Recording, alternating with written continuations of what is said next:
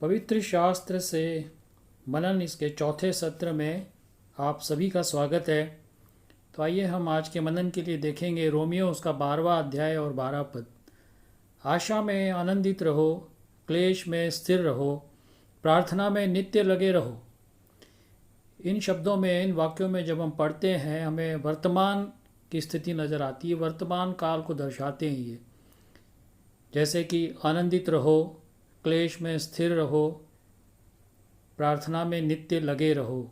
ये तीनों जो है हमें मान लो जो वर्तमान में हमें करते चले जाना है, ऐसे कार्य को दर्शा रहे हैं। तो हम पहले इसको देखेंगे कि लिखा है आशा में आनंदित रहें। हमें आशा में आनंदित रहना है। तो ये कौन सी आशा है और ये आशा हमें किसने दी है?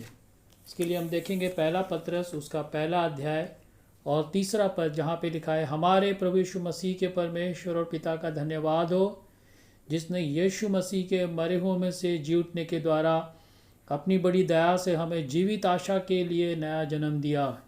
जीवित आशा प्रभु यीशु मसीह के द्वारा, जिसे परमेश्वर ने मुर्दों में से जिलाया, उसके द्वारा उसने हमें एक जीवित आशा दी है। और जीवित आशा ये हमें यीशु मसीह के द्वारा मिली है और इसका आधार स्वयं यीशु मसीह है। और दूसरी बात हम देखते हैं तीतुस उसका पहला अध्याय और दूसरा पद, जहाँ पे इस प्रकार से लिखा है उस अनंत जीवन की आशा पर जिसकी प्रतिज्ञा परमेश्वर ने, जो झूठ बोल नहीं सकता, सनातन से की है। उस अनंत जीवन की आशा, ये अनंत जीवन की आशा उसने हमें दी है। ये थोड़े समय के लिए नहीं, जैसे पहला कुरिन्थियों उसका 15 अध्याय 19 में लिखा है तुम केवल इसी जीवन में मसीह से आशा रखते हो तो सब मनुष्यों से अधिक अभागे हो। हमें उसने अनंत जीवन की आशा दी है। इस थोड़े से अल्पकालिक जीवन के लिए नहीं, उसने हमें एक अनंत जीवन की आशा दी है। तो उसने हमें एक जीवित आशा दी है, उसने हमें अनंत जीवन की आशा दी है। और इब्रानियों का खत कहता है उसका 10वां अध्याय 23 पद में कि आशा के अंगीकार को दृढ़ता से थामे रहें। आशा के अंगीकार को दृढ़ता से थामे रहें। और अगला वचन हम देखते हैं, वो लिखा है क्लेश में स्थिर रहो। क्लेश मसीह जीवन में हम देखते हैं, बाइबल हमको बताती कि क्लेश आएंगे, क्लेशों का आना संभव है।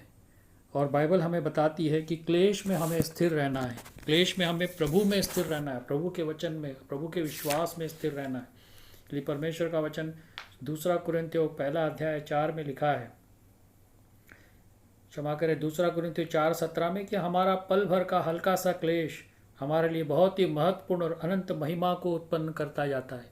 ये पल भर का क्लेश है। बाइबल बताती है धरती पे हमें पल भर का क्लेश है, पर हमारे लिए अनंत महिमा को उत्पन्न करता जाता है।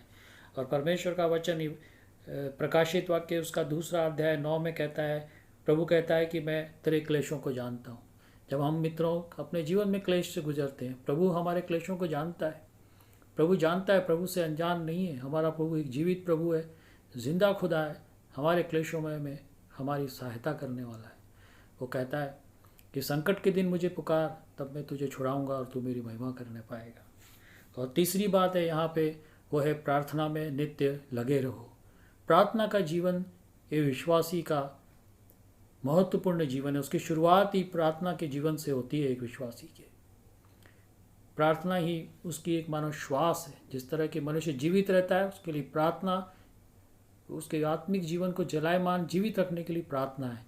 बिना प्रार्थना के हम आगे नहीं बढ़ सकते।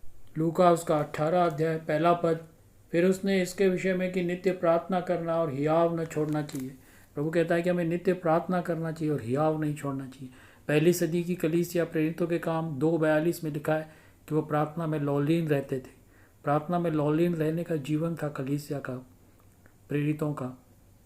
प्रभु का वचन हमें यिर्मयाह 33:3 में कहता है, मुझसे प्रार्थना कर और मैं तुझे वो बातें बताऊंगा जिन्हें तू अभी नहीं समझता है।